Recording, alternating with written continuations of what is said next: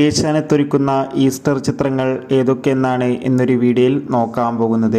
രാവിലെ 7 മണിക്ക് വാഴ എന്ന ചിത്രമായിരിക്കും ഏഷ്യാനെറ്റിലൂടെ സംപ്രേഷണം ചെയ്യുക.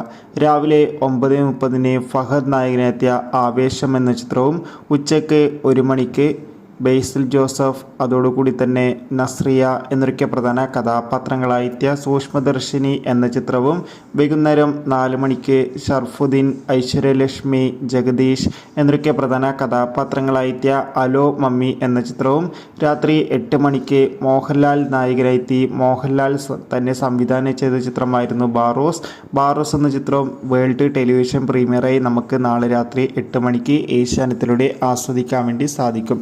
എന്തായാലും കാത്തിരിക്കാം ചിത്രങ്ങളുടെ കൂടുതൽ അപ്ഡേഷൻ അറിയാൻ വേണ്ടി. എത്ര പേരാണ് ബാറോസ് എന്ന ചിത്രത്തിൻ്റെ TV പ്രീമിയറിന് വേണ്ടി കാത്തിരിക്കുന്ന കമൻറ്റ് ചെയ്യുക.